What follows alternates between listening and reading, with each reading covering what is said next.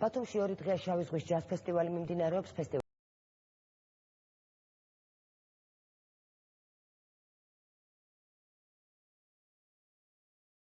შესრულებლების გარდა ქართული ჯაზბენდებიც დასწრებიან. შავი ზღვის სანაპიროზე ყველაზე მასშტაბური შავი ზღვის რიგით მეათე ჯაზ ფესტივალი დაიწყო. ფესტივალი 27 გრემის მფლობელის, ამერიკელი კომპოზიტორის, მესაყვირის, არანჟირების ოსტატისა და მუსიკალური პროდიუსერის, მე-20 საუკუნის ერთ-ერთი ყველაზე მნიშვნელოვანი და გავლენიანი ჯაზის მუსიკოსის, Quincy Jones-ის პროექტით 15 ივნისს გაიხსნა. შემსრულებელი ბათუმს სპეციალური პროგრამით ესტუმრა და მსმენელს 3 ახალგაზრდა და ნიჭიერი ვირტუოზით გააცნო.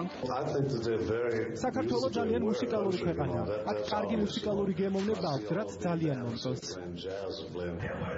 დატვირთული საკონცერტო დღის შემდეგ კინოთეატრ აპოლოში ექსკლუზიური პრემიერა გაიმართა. მაყურებელმა ლეგენდარული შემსრულებლის მაილს დევისის ცხოვრების ამსახველი ფილმი ნახა. Fabulous filmi, საუკუნის გახლავთ ცნობილი ჰოლივუდელი რეჟისორი და მსახიობი დონ ჩედლი ფილმი მაილს დევისის შესახებ, რომლის პრემიერაც შედგა შარშან ამერიკის შეერთებულ შტატებში და პრაქტიკულად ექსკლუზიური სკრინინგი იყო საქართველოში პირველად ბათუმში. მოწონს ეს ფილმი პირველ რიგში იმითაც რომ არის ავტობიოგრაფიული თან მისაღები გახდა მათი ოჯახის წევრებისთვის, მათ შორის მეუღლისთვის და ყველა პრემიერაზე იყო დაესწრებოდა ამ ფილმისა. ამათ გარდა ძალიან საინტერესოა მხატვრული თვალსაზრისით. შავი ზღვის ჯაზ ფესტივალის ფარგლებში კონცერტი საქართველოს შეიარაღებული ძალების ეროვნული გვარდიის სამხედრო ორკესტრმაც გამართა. ისინი მსმენელის წინაშე კინომუსიკის შედევრებით წარსხნენ.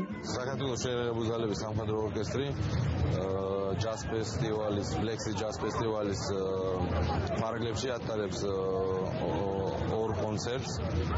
დღეს შესრულდა კინომუსიკის შედევრები, ხვალ გაიმართება ჯაზ და საესტრადო ნაწარმოებების შესრულება.